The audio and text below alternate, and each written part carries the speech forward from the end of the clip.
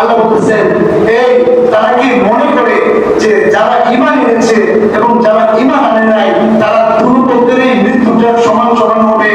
যে যারা আমল আখলাক করেছে, যারা ঈমান এনেছে, নামাজ রোজা করেছে, তাদের মৃত্যুটা, আর যারা আমল আখলাক করে নাই, নামাজ পড়ে নাই, রোজা রাখে নাই, হজ আদায় করে নাই, যাকাত দেয় নাই, তাদের মৃত্যুটা কি সমান হবে?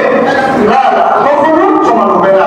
সাওয়া'আন মাহইয়াহুম, যে সাওয়া'আন মাহইয়াহুম ওয়া মাতুহুম সাআ মা ইয়াহকুমুন, এটা কতই না নিকৃষ্ট কথাবার্তা, এটা কতই না কুবিচার, অবিচার।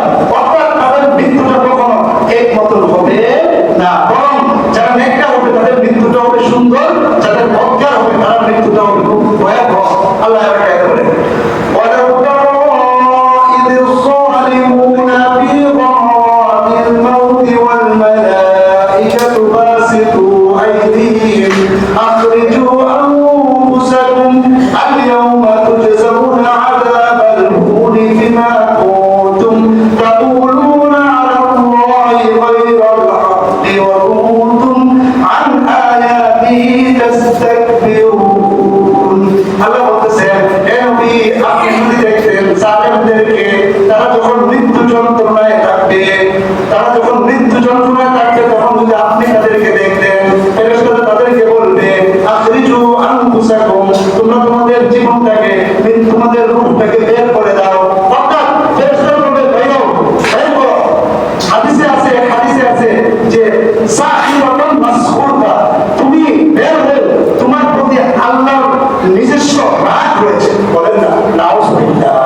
যারা আমল আখলাক ভালো রাখবে না, নামাজ পড়বে না, রোজা রাখবে না, হজ আদায় করবে না, যাকাত দিবে না, তারা যখন মৃত্যুবরণ করবে তখন ফেরেশতারা তাদেরকে বলতে থাকবে যে রূহ বেরিয়ে আসো। তখন তারা বাড়িতে চাইবে না, তখন তাদেরকে জোর করে বের করে আনা হবে।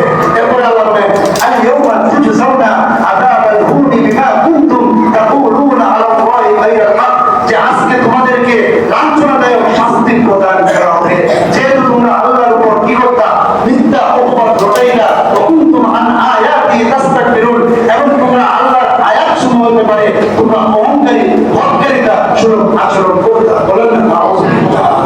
হাদিসে আছে যে যদি কোনো বদকার ব্যক্তির মৃত্যুর সময় আসে, তখন আল্লাহ তাআলা ফেরেশতাদেরকে বলবেন, আজরাইলকে বলবেন, হে আজরাইল, তুমি আমার দুশমনের কাছে যাও। বলেন না নাউজুবিল্লাহ।